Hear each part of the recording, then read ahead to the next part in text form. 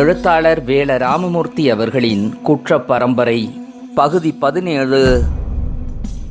சம்பங்கி ஆற்றங்கரை குடிலுக்குள் ஓர் அந்நிய ஆடவன் நுழைந்ததை இங்கிருந்தே மோப்பத்தில் கண்டுகொண்ட நாகமுனி காடுகுழுங்க கத்தினான். ஹசார்தினார்! குடிலை நோக்கி கிளம்பினான். எதிர்வட்ட மரம் செடிகள் எல்லாம் முறிந்து நொறுங்கின. குதிகாலில் மிதிவட்ட மலைப்பாம்பு நாக்கு தள்ளி செத்தது.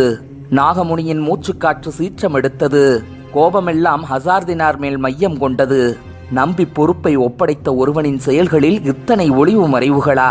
முரட்டுத்தனமாய் பெண்டாலும் நிஜாம் அரண்மனை சிப்பாய்களிடமிருந்து 1000 தினார் கொடுத்து ஹசார்தினாரை விலைக்கு வாங்கிய போது அவன் கொடுத்த வாக்குறுதி என்ன? சிசுவாய் தத்தெடுத்து வஜ்ராயினியை வளர்த்து ஆளாக்கி கண்ணிமை கழியாமல் தன் அறவழிக்கு ஒப்படைக்க வேண்டும். கொடுத்த வாக்குறுதியை ஹசார்தினார் இதுவரை காப்பாற்றி வந்தவன்தானே. இப்போது என்னவாயிற்று?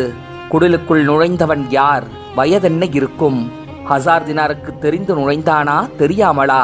வந்தவனுக்கும் வஜ்ராயினிக்கும் விபரீத உறவு முளைவிடுமானால்? நினைக்கவே நாகமுனியின் தேகம் படபடத்தது. அந்த வனங்களில் எங்கோ பதுக்கி வைக்கப்பட்டிருக்கும் நிஜாமின் வைரங்களும் வைடூரியங்களும் புதைந்து புதைந்து மண்ணின் அடியாழத்துக்கு போவது போல் இருந்தது. தவம் கூடி வரும் வேளையில் இப்படி ஒரு தடையா? ஹசார்தினார்! நுனி நாக்கில் தீ எரிந்தது. முன்னொரு தடவை தான் குடிலுக்குள் நுழைந்ததும் முகம் சுளித்த போது ஹசார்தினார் அளவுக்கு அதிகமாக பாவனை செய்தானே. இந்த சந்திப்பு தொடர்ந்து நடக்கிறதோ? சம்பங்கி ஆற்றங்கரை குடிலை நோக்கி நீண்டு கிடக்கும் ஒற்றையடி பாதையில் சூறாவளியாய் வந்து கொண்டிருந்தான் நாகமுனி. ஹசார்தினார் துரோகி இல்லை, இயலாதவன். விபரீத உறவுக்கு ஆண் பெண் கூடலுக்கு அவன் துணை போனால் ஆச்சரியமில்லை. நாம் தான் எச்சரிக்கையாக இருந்திருக்க வேண்டும். வஜ்ராயினியை சுற்றி ஒரு பாதுகாப்பு வளையம் உண்டு பண்ண வேண்டும். யாரும் அறியாத ஓர் அரூப வளையம். நாவல் மரங்களை தாண்டி பாய்ந்து செல்லும் ஒரு குதிரை புழுதி காற்றுக்குள் மறைந்தது. குதிரைக்காரனின் முதுகுதான் தெரிந்தது, முகம் தெரியவில்லை. நாகமுனி ஆடிப்போனான். நெஞ்சமெல்லாம் நெருப்பாய் எரிய நாவல் மரங்களை கடந்து குடிலின் படியேறினான்.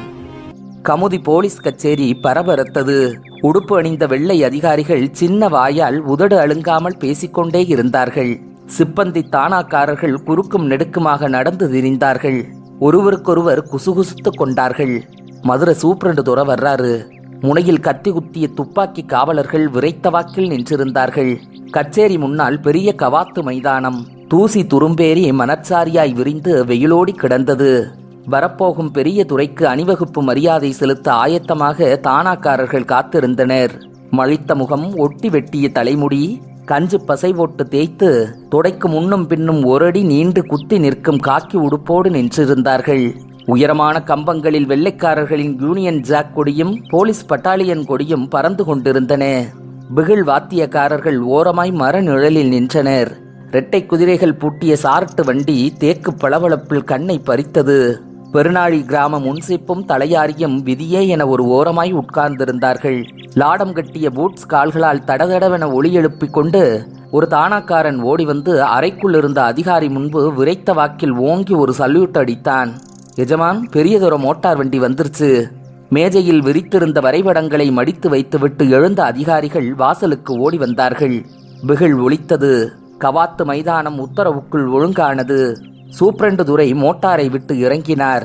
கொடிக்கம்பு திடலில் ஏறி நின்று அணிவகுப்பு மரியாதையை ஏற்றுக்கொண்டார். திடலோரம் நிறுத்தப்பட்ட சாரட் வண்டியில் ஏறி கவாத்து மைதானத்தை சுற்றி வலம் வந்தார். முகத்தில் உணர்ச்சி ரேகையே இல்லாதவராக கச்சேரிக்குள் நுழைந்தார். துரைக்கு முன்னால் மேஜையில் கமுதி ஃபிர்காவரை படம் விரிக்கப்பட்டதும் முதல் கேள்வியாய் கேட்டார். கொம்பூதி எங்க இருக்கு? காட்டினார்கள். புதுசா கச்சேரி எங்கே வைக்கிறோம்? பெருநாளியில துரை. பெருநாளி முன்சிப் கைகட்டி குறுகி நின்றார். உங்க ஊர் எப்படி இருக்கு? முன்சிப்பை முந்திக் கொண்டு தலையாரி சொன்னான். ஊர் நல்லாதான் இருக்கு எசமா. சண்டை திருட்டு இல்லையா? அது இல்லாமலா, பெருநாளியில வார வாரம் நடுக்காட்டு சந்தை கூடும் எசமா. சுத்துப்பட்டி சனமெல்லாம் வரும். அந்த சந்தையில எப்பவாவது கொள்ளை நடக்கும், தீவட்டி கொள்ளை. மற்றபடி பக்கத்து ஊர்ல களவு நடக்கும். தலையாரி தலையை சொரிந்தார். இதெல்லாம் செய்யறது யாரு? தலையாரி முன்சிப்பை கிள்ளி விட்டான். நீங்க சொல்லுங்க முனுசு என்றான். டேய் தலையாரி பயல, இதுக்கு மட்டும் என்னை இழுத்து விடுறியா என மனதுக்குள் கருவிக்கொண்டே முன்சிப் கொம்பூதிக்காரங்க தான் எசமா சொல்லிவிட்டான். கொம்பூதியில யார் முக்கியமான ஆளு? வெள்ளக்காரன் விடமாட்டான் போல இருக்கு. தலையாரியை முனுசுக்கில்ல அதை கவனித்த துரை, சும்மா சொல்லுங்க, பயப்பட வேண்டாம் என்றார். வேயன்னான்னு ஒருத்தன் தான் எசமா. சொல்லிவிட்டு முனுசு தலையாரியை பார்த்து கண்ணால் கெஞ்சினார். வெளியே போய் சொல்லிடாதடா. வேயண்ணா. துரையின் முகம் இறுகியது. ஹசார்தினாரின் கழுத்தை பிடித்து நெரித்தான் நாகமுனி. சொல்லு, வந்தவன் யாரு? ஹசார்தினாருக்கு மூச்சு திணறியது. குடிலின் மூலையில் ஒடுங்கி போய் உட்கார்ந்திருந்தாள் வஜ்ராயினி. சொல்லுடா துரோகி, யார் வந்தது? திரிசடைகள் நாகமுனியின் முகத்தில் புரண்டன. தெரியாது. ஹசார்தினாரின் விழி பிதுங்கியது. அவன் குதிரை ஏறி போகும்போது நான் பார்த்தேன். இன்னும் நெறித்தான். வஜ்ராயினியோட மான திருட வந்தவன் அவன். குடிலின் வாசலோரம் மான் நின்று கண்களால் அலைந்தது. வஜ்ராயினியோட மான திருட வந்தானா இல்ல வஜ்ராயினியை திருட வந்தானா? நேத்து மான திருடி போனவன் இன்னைக்கு திரும்ப ஒப்படைக்க வந்திருக்கிறான். இதென்ன நாடகம்? இடையில என்ன நடந்துச்சு? எனக்கு தெரியாது. நான் ஆத்துக்கு போயிட்டேன். ஹசார்தினாரை நாகமுனி விட்டு விட்டான். கூட்டுப்புழுவாய் சுருண்டிருந்தாள் வஜ்ராயினி. ஹசார்தினார், கவனமாக கேட்டுக்கொள். என் கடும் தவத்தில் நான் கடந்து வந்த சிரமங்கள் உனக்கு தெரியும். எனக்கு அளித்த வாக்குறுதியை இதுவரை காப்பாற்றி வந்த நீ அதை பூரணமாய் நிறைவேற்றி தர வேண்டும். கொடுத்த வாக்குக்கு குந்தகம் ஏதும் நேருமானால் அந்த கணமே உன் உடல் சாம்பலாகி அழிந்து போகும். இது நான் உனக்கிடும் சாபம். என் கண்ணுக்குள் மின்னிக் கொண்டிருக்கும் வைரங்களும் வைடூரியங்களும் கைக்கு வந்து சேரும் வரை இந்த சாபத்துக்கு நீ கட்டுப்பட்டவன். நெருப்பு துண்டமாய் வெளியேறினான் நாகமுனி.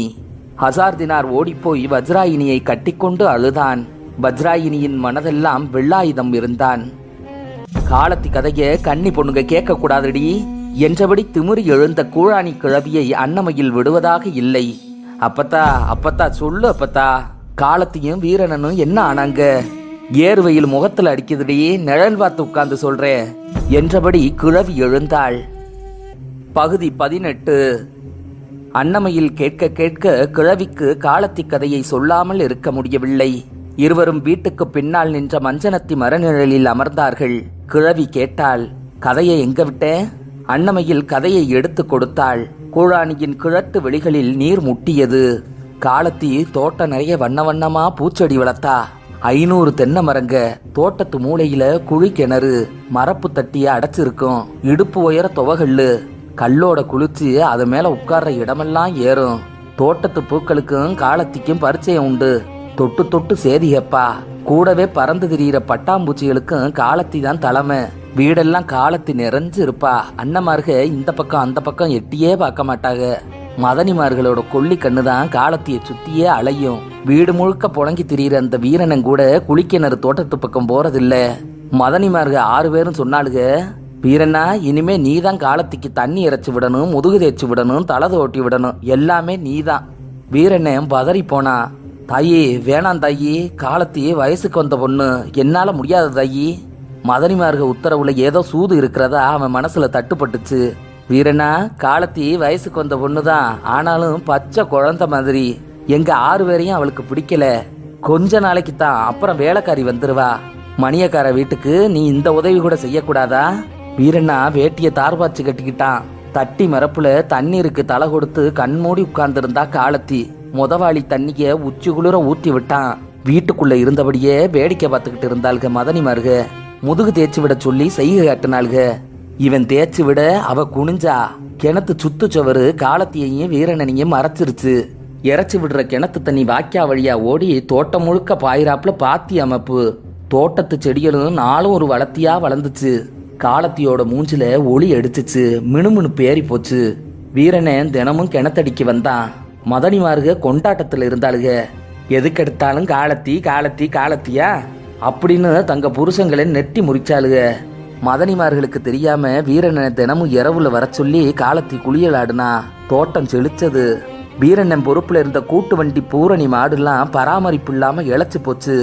கதையை நிறுத்திய கூழாணி கிழவி எச்சிலை முழுங்கினாள்.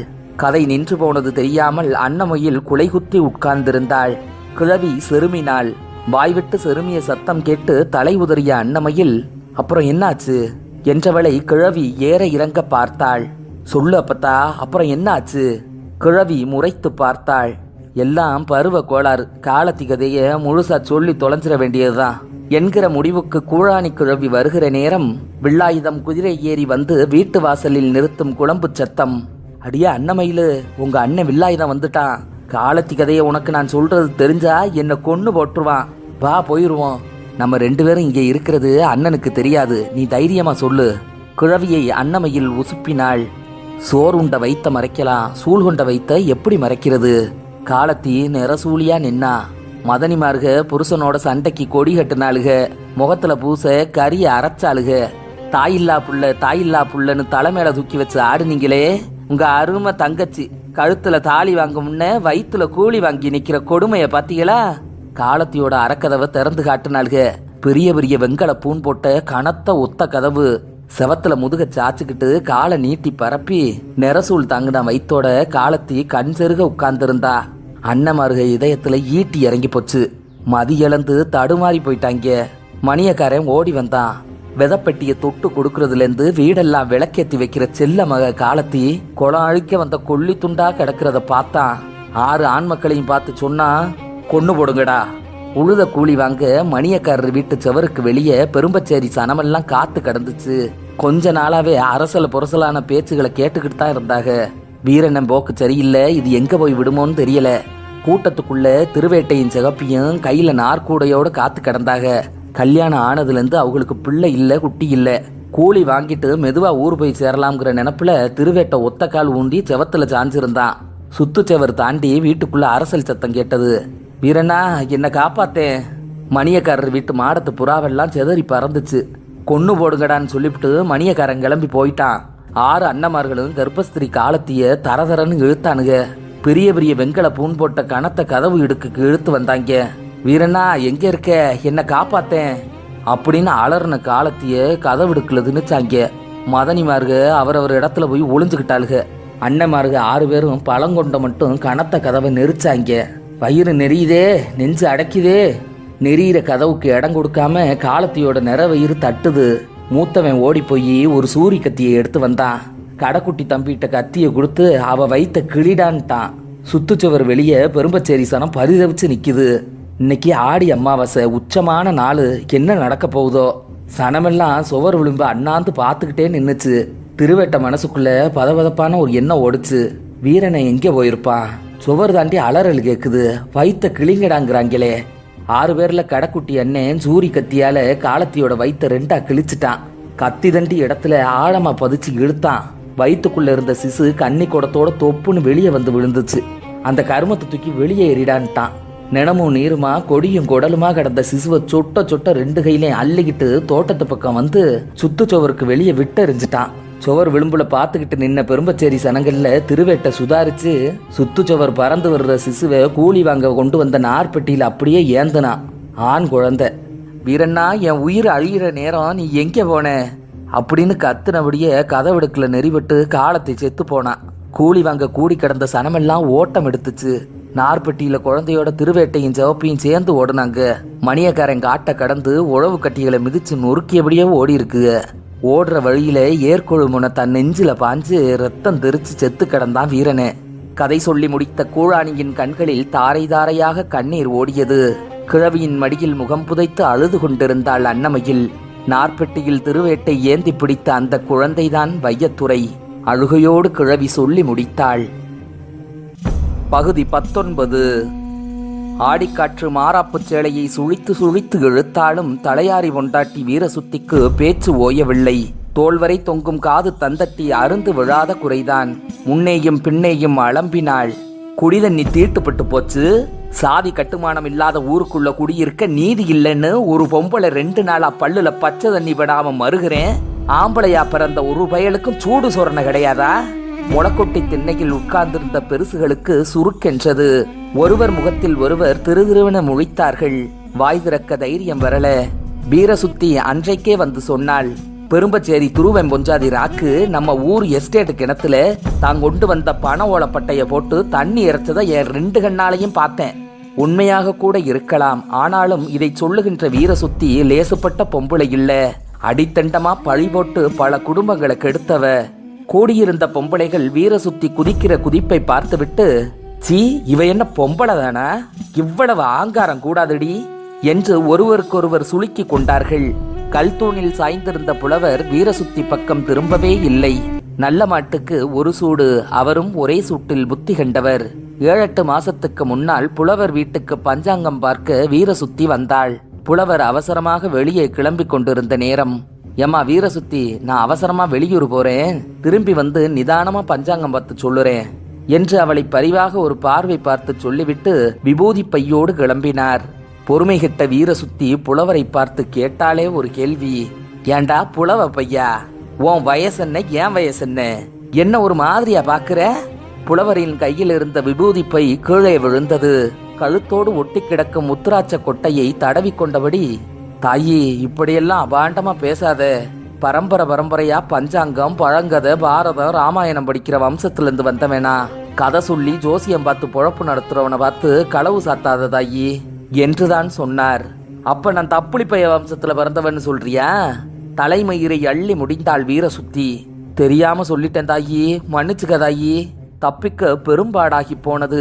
அதோடு வீரசுத்தி இருக்கிற திசை பக்கம் புலவர் திரும்புவதும் இல்லை. முளைக்கொட்டி திண்ணையில் இருந்த பெருசுகள் எல்லோருமே வீரசுத்தி பேச்சை நம்பி வாய் திறக்க அஞ்சினார்கள். ஏகாம்பரத்துக்கு வாயோரம் வார்த்தை முட்டியது. ஆனாலும் பேச்சு வரல. செல்லச்சாமி எங்கோ பார்த்து கொண்டு உட்கார்ந்திருந்தார். பச்சைமுத்துவுக்கோ சுற்றி நடக்கும் எதிலேயும் மனசு ஒட்டல.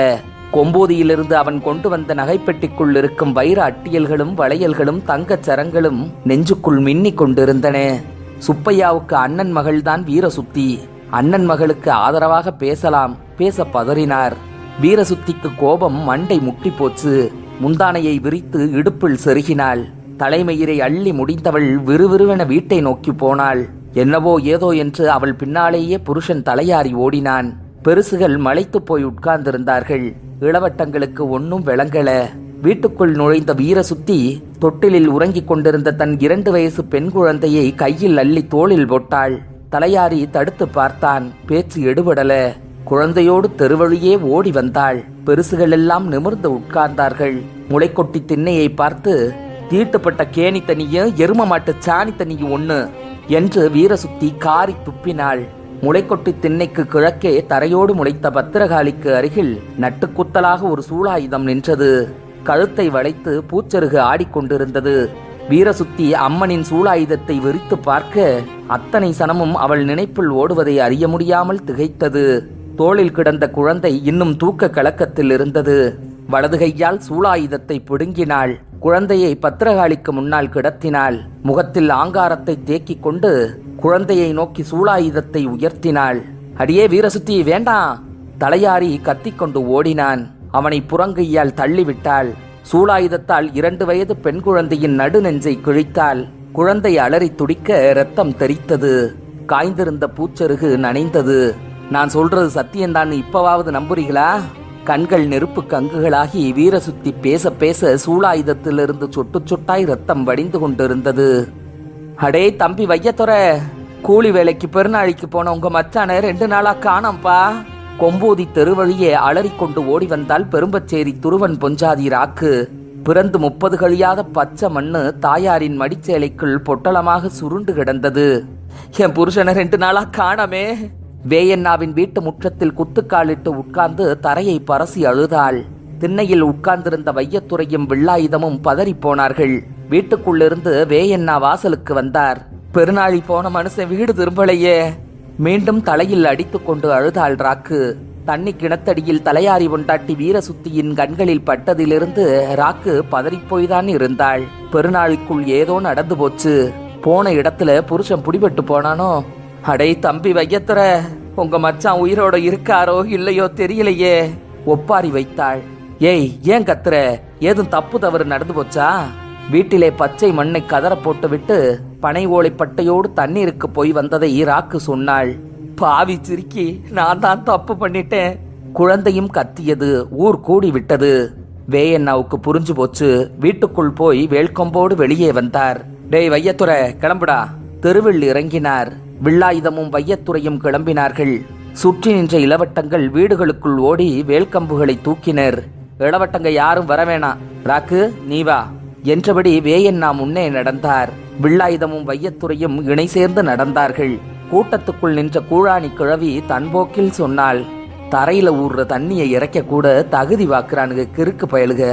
வேயண்ணா வில்லாயுதம் வையத்துறை ராக்கு நால்வரும் வழியில் பெரும்பச்சேரியை கடக்கும் போது திருவேட்டை முன்னே ஓடி வந்து, ஐயா நாங்களும் வர்றோம் என்றான். கொம்பூதியும் பெரும்பச்சேரியும் ஊர் திரண்டு போற அளவுக்கு பெரிய காரியம் இல்லை இது. யாரும் வர வேண்டாம், நாங்க போய் பார்த்துட்டு வர்றோம். ஊர் கடந்து பெருநாளை நோக்கி நடந்தார்கள். முளைக்கொட்டு திண்ணையில் சீட்டாட்டம், தாயக்கட்டம், ஆடுபுலியாட்டம் மும்முரமாக நடந்து கொண்டிருந்தது. தலைகழிய அடிக்கிற வெயிலில் ஓரம் பார்த்து 4 பேர் தூங்கிக் கொண்டிருந்தார்கள். முளைகொட்டி திண்ணையில் முன்னே வரிசை கட்டி நிற்கும் வேப்பமர நிழற்காற்று உறக்காட்டியது.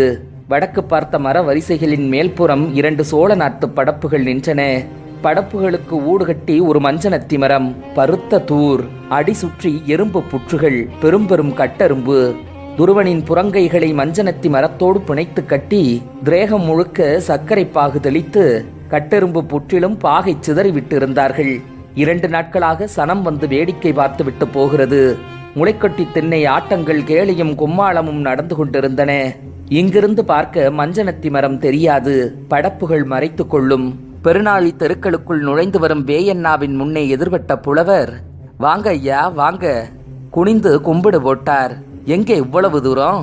புலவரே, ஊர் பெரிய மனுஷங்களை முளைக்கட்டு திண்ணைக்கு வர சொல்லு. திரும்பாமல் நடந்தார். எல்லாரும் முளைக்கட்டு திண்ணையில தான் இருக்கிறாங்க. பின்னாலேயே புலவரும் ஓடி வந்தார். வேயண்ணாவை கண்டதும் முளைக்கொட்டு திண்ணை ஆட்டம் கலைந்தது. வாங்க ஐயா. திண்ணையை தூசி தட்டி விட்டு உட்காரச் சொன்னார்கள். கையில் பச்சை மண்ணு கதற ராக்கு வெகு தூரம் தள்ளியே நின்று கொண்டாள். ராக்குவை கண்டதுமே எல்லோருக்கும் விளங்கி போச்சு. வேயண்ணா வந்திருக்கும் செய்தி கேட்டு பச்சை முத்து ஓட்டமாய் ஓடி வந்தான். வேல்கம்பை ஓரமாக சாத்திவிட்டு வேயண்ணா நேரடியாகவே கேட்டார், பெரும்பச்சேரி துருவனை எங்க? நடு ஊருக்குள் இடி இறங்கியது போல் இருந்தது. எல்லோருக்கும் தொண்டை குழிக்குள் உருண்டது. முழித்தார்கள். பச்சை முத்து தூரோரம் பதுங்கி கொண்டான். புலவர் விபூதியை அள்ளி நெற்றி நிறைய பூசிக்கொண்டார். பெணக்காரி வீர சுத்தி வில்லங்கத்தை இழுத்து விட்டாளே. ஒருத்தரும் வாய் திறக்கல. வேயண்ணா மறுபடியும் ஒரு சுத்து பார்த்து விட்டு, அவனை என்ன பண்ணீங்க? தனது பின்முடியை கோதி விட்டார். ஏகாம்பரத்துக்கு இதுக்கு அப்புறமும் சொல்லாமல் இருக்க தைரியம் இல்ல. ஆனாலும் பொறுப்பு தன்மேல விழுமே. வாயை இறுக்கி கொண்டான். சுப்பையாவுக்கு உள்ளுக்குள் ஒரு நினைப்பு ஓடியது. பெருநாளி விவகாரத்துல தலையிட இவர் யாரு? எல்லாம் நினைப்புதான், வெளியே சொல்ல முடியல. தரையோடு முளைத்த பத்திரகாளியின் சூளாயுதத்தில் ரத்தம் உறைந்திருந்தது. சாத்தி வைத்திருந்த வேல்கம்பை லாபகமாய் கையில் எடுத்தார் வேயண்ணா. சூளாயுதத்து பூச்சருகு காற்றில் சிடுசிடுத்தது. பகுதி 20. வேல்கம்பை வேயண்ணா கையில் எடுக்கவும் புலவர் முளைக்கொட்டி திண்ணையை விட்டு கீழே குதித்தார். கைவாக்கில் இருந்தவர் அவர்தான். புலவனுக்கு யானையை கொடு, உழவனுக்கு காளையை கொடு என்று பழமொழி உண்டு. யானையும் வேண்டாம், பூனையும் வேண்டாம், அடி விழுகாமல் இருந்தால் சரி. கதை சொல்லும் போதெல்லாம் புலவரிடம் ஊடு கேள்வி போடும் வண்டிக்கார கோட்டைச்சாமிக்கு சிரிப்பு பொத்து கொண்டு வந்தது. அடக்கி கொண்டான். வேயண்ணாவின் கையில் வேல்கம்பை பார்த்ததும் சம்மணம் போட்டு சாவகாசமாக உட்கார்ந்திருந்தவர்கள் எல்லோரும் சுதாரித்து குதித்து ஓட வாகாக குத்துக்கால் இட்டார்கள். ஏகாம்பரத்துக்கு வேட்டியிலேயே சிறுநீர் பிரிந்தது. தூணோரம் பதுங்கிய பச்சை முத்து தலை நீட்டல. கட்டி போட்ட சிங்க மாதிரி வில்லாயுதமும் வையத்துறையும் நிக்கிறாங்க. வேயண்ணா கண்ணசச்சா போதும், ஊரைய அழிச்சிட்டு போயிருவானுங்க. 2 பேரும் அசுர வித்துக. முளைக்கொட்டு திண்ணையில் வழக்கமான நியாயப்படிதான் துருவனின் விவகாரமும் முடிந்திருந்தது.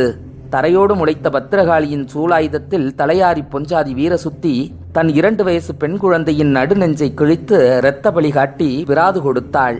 அவள் என்னதான் வாயாடி பழிகாரி என்றாலும் பிள்ளையை கிழித்து பிராது தந்ததை ஊர் சபை தள்ள முடியாது. கூலி வேலைக்கு வந்த இடத்திலே துருவன் பிடிபட்டான். முளைக்கொட்டு திண்ணையை சுற்றி ஊர் கூடி கிடந்தது. முக்கியஸ்தர்கள் எல்லாம் திண்ணையில் சம்மணமிட்டிருந்தார்கள். பிடித்து வரப்பட்ட துருவன் ஓரத்தில் கைகட்டி நின்றிருந்தான். உழுத காலோடு வந்த துருவனின் உடம்பெல்லாம் உழவு கட்டி புழுதி அப்பி கிடந்தது. கரும் திரேகத்தில் வியர்வை உப்பு பொரிந்திருந்தது. காலமெல்லாம் கூலி கலப்பை பிடித்த உள்ளங்கைகள் காய்பேறி கிடந்தன. பத்திரகாளிக்கு முன்னால் கல் அடுப்பில் தீமூட்டி கொதிக்கின்ற எண்ணெய் சட்டிக்குள் ஒரு நாணயம் கிடந்தது. பக்கத்து சட்டியில் குளிர்ந்த தண்ணீரும் இருந்தது. புலவருக்கு இந்த விவகாரத்தில் தலையிட மனசில்ல. எல்லோரும் வாய் மூடியிருக்க சுப்பையாதான் முந்தினார். துருவா, இந்த ஊர் எஸ்டேட் கிணறு தான் சுத்துப்பட்டிக்கெல்லாம் தாகந்திக்கிற தர்ம கிணறு. இங்க இருக்கிற ஊர் கட்டுமானம் பெரும்பச்சேரி சனத்துக்கு எல்லாருக்கும் தெரியும். உன் பொண்டாட்டி ராக்கு தானே கொண்டு வந்த பனையோல பட்டைய போட்டு தண்ணி இறைச்சத தலையாரி பொஞ்சாதி வீர சுத்தி 2 கண்ணாலையும் பார்த்துருக்கு. உன் பொஞ்சாதி செஞ்ச காரியத்தால தாகந்திக்கிற தண்ணி சுரங்கம் தீட்டுப்பட்டு போச்சு. சனம் நான் வறண்டு சாக போகுது. இதுக்கு உன் முகாந்திரம் என்ன? துருவன் கைகட்டி குறுகி நின்றான். ஐயாவுகளே, என் பொஞ்சாதி ராக்கு பச்சை புள்ளக்காரி. இந்த தப்பா அவ செஞ்சாலோ செய்யலையோ முளைக்கட்டு தின்ன முடிவு தப்பாவா இருக்க போகுது. அவளுக்கு உண்டான தண்டனையை எனக்கு கொடுங்க. எதுவானாலும் நான் ஏத்துக்கிறேன் சாமி. துருவன் வழித்து சுண்டி விட்ட வியர்வை துளிகள் கொதி எண்ணெய் சட்டியில் தெரித்து சடசடத்தன. உன் பொண்டாட்டி குத்தம் செஞ்சாலா இல்லையான்னு பத்திரகாளி அம்மனே சொல்லும். குத்தம் செய்யாத கைய கொதிக்கிற எண்ணெய் சுடாது. உள்ள கிடக்கிற துட்டை எடுக்கிற போது உண்மை தெரிஞ்சு போகும். உண்மை செஞ்சவனுக்கு கொதிக்கிற எண்ணெய் குளிர்ந்த தண்ணி மாதிரி. முளைக்கட்டு தின்ன முறமை எப்போவும் நியாயம் தப்பாது. சுப்பையா புருவம் உயர்த்தி ஊர் சபையை ஒரு சுற்று பார்த்தார். வெட்டு 1 துண்டு 2ன்னு பேசின சந்தோஷம். சனமெல்லாம் துருவனையே பார்த்தது. கைகளில் இருந்த துண்டை இடுப்பில் கட்டினான். பத்திரகாளிக்கு முன்னால் நெஞ்சு பரவி விழுந்து கும்பிட்டான். சட்டி எண்ணெய் சுட்டு கொதித்து கொண்டிருந்தது. உட்கார்ந்திருந்த சனமெல்லாம் எழுந்து நின்று பார்த்தது. துருவன் எண்ணெய் சட்டியில் வலது கையை விட்டு துழாவினான். சனமெல்லாம் கண்ணை மூடிக்கொண்டது. அடிச்சட்டியில் ஒட்டி கிடந்த நாணயம் துருவனின் விரல்களில் சிக்கியது. துட்டோடு கையை வெளியே எடுத்து குளிர்ந்த பச்சை தண்ணி சட்டியில் முக்கினான். ஒரு சத்தம் இல்ல, அழுகை இல்ல. சனம் விருமாந்து போய் நின்றது. வலது உள்ளங்கையில் நாணயத்தை எடுத்து சபையார் எல்லோருக்கும் தெரிகிற மாதிரி காட்டினான் துருவன். கொதி எண்ணெய்க்குள் முங்கியவரை கை வெந்து விரிந்திருந்தது. துருவனின் கண்களில் நீர் மாலை மாலையாக ஓடியது. அப்ப உன் பொண்டாட்டி தப்பு பண்ணிருக்கிறா. சுப்பையா முளைக்கொட்டு திண்ணையை விட்டு இறங்கி வந்தார். 4 இளவட்டங்களை பார்த்து, இவனை புடிச்சு அந்த மஞ்சனத்தி மரத்துல கட்டுங்கடா உத்தரவிட்டார். கூட்டத்தில் இருந்த வீரசுத்திக்கு தான் சொன்ன குற்றச்சாட்டை நிரூபித்த சந்தோஷம் தாங்க முடியல. கையில் எடுத்த வேல்கம்பை வேயண்ணா முளைக்கொட்டு திண்ணையின் மையத்தில் தூக்கி போட்டார். பெருநாழிக்குள்ள கொம்பூதி ஆளுக கைவரிசையை காட்டி வெகுநாள் ஆச்சு. அக்கத்து ஊரு பக்கத்து ஊருக்குள்ள கண்ணங்களவு சண்டை சச்சரவு வேணாம்னு நினைச்சேன். இப்ப நீங்களே வினையை இழுக்கிறீங்க என்றபடி பக்கத்தில் நின்ற வில்லாயுதம் வையத்துறை பக்கம் திரும்பினார். துருவனுக்கு தீர்ப்பு சொன்ன சுப்பையா வாயை திறக்கவில்லை. ஏகாம்பரம் உளர கிளம்பினார். ஐயா, துருவன் பொஞ்சாதியால குடி தண்ணி தீட்டுப்பட்டு போச்சு. ஊரு வழக்கப்படி மனுஷனுக்கு மனுஷன் என்னடா தீட்டு? ஓம் புஞ்சைய அவன் மிதிக்கிறான், உங்க கலப்பைய பிடிச்சு அவன் உழுவுறான். அவன் காலால மிதிச்சு கசக்கிற கதிர்ல தான் உங்க வாயால திங்கிற நெல்லும் தவசமும் ஒட்டி இருக்கு. அதுல எல்லாம் தீட்டு இல்ல. தரையில ஊர்ற தண்ணிக்கு மட்டும் எங்க இருந்துடா தீட்டு வந்துச்சு? ஓரமாக நின்ற ராக்குவின் கைக்குழந்தை தொண்டை வரல கத்தி கொண்டிருந்தது. வேயண்ணா எழுந்தார். சொல்லுங்கடா, துருவனை என்ன பண்ணீங்க? திண்ணையில் இருந்த அனைத்து பேரும் ஓரக்கண்ணால் சோழ நாட்டு படப்பு பக்கம் பார்த்தார்கள். இங்கிருந்து பார்க்க படப்பை தாண்டி நிற்கும் மஞ்சனத்தி மரம் தெரியாது. ஊடாக நுழைந்தால் மஞ்சனத்தி மரம். வில்லாயுதம் உற்று நோக்கினான். பெருநாழி சனத்துக்கு ஈரல் குலை ஆடியது. ஊரை அழிக்க போறானுங்க. வெள்ளாயுதத்துக்கு பின்னால் வையத்துறையும் ஓடினான். கைக்குழந்தையோடு ராக்கு ஓடி வந்தாள். படப்புகளை கடந்து மஞ்சனத்தி மரத்தை கண்டதும் வெள்ளாயுதம் தடுமாறி போனான். கூட்டில் நெறியும் தேனீக்கள் மாதிரி துருவன் உடம்பு முழுக்க கட்டரும்பு கூட்டம். கட்டப்பட்ட துருவனின் உள்ளங்கால் முதல் உச்சந்தலை வரை இறுக்கி பல்வூன்றி ஆய்ந்து கொண்டிருந்தன. உதடு வீங்கி தடித்து திறந்து தொங்கிய வாயிலிருந்து எச்சில் ஓடிக்கொண்டிருந்தது. மூக்கு துவாரம், கண் இமை, காது மடல் எல்லாம் கட்டெரும்பு கூட்டம் மொய்த்து குதறிக் கொண்டிருந்தது. கொதியெண்ணெய் சட்டிக்குள் நுழைந்து வெந்து விரிந்த வலதுகை கடிக்க பதமாக இருந்தது. மஞ்சனத்தி மரத்தோடு பிணைக்கப்பட்டு தலை தொங்கி கிடந்தான் துருவன். 2 நாட்களாக கட்டெரும்புகளுக்கு உடம்பை ஒப்பு கொடுத்து விட்டான். பச்சை புள்ளக்காரி ராக்கு அலறினாள். அத்தாடி அத்தாடி, என் புருஷனை கொண்டுட்டாங்களே. வேயண்ணா முளைக்கொட்டு திண்ணையிலிருந்து குதித்து ஓடி வந்தார். வில்லாயுதமும் வையத்துறையும் துருவனின் புறங்கை கட்டுகளை அவிழ்த்துவிட்டு தரையில் சாய்த்து புழுதி மண்ணில் முன்னும் பின்னும் புரட்டினார்கள். ராக்கு கைக்குழந்தையோடு அலறி உருண்டாள். வேயண்ணா தவித்து போனார். கைவிலகிய குழந்தை தனியே கிடந்து வீறிட்டது. குழந்தையை தூக்கி கொண்ட வேயண்ணா தோள் துண்டை வில்லாயுதத்திடம் கொடுத்து கட்டரும்புகளை வழித்தறிய சொன்னார். துருவனுக்கு உயிர் இருந்தது.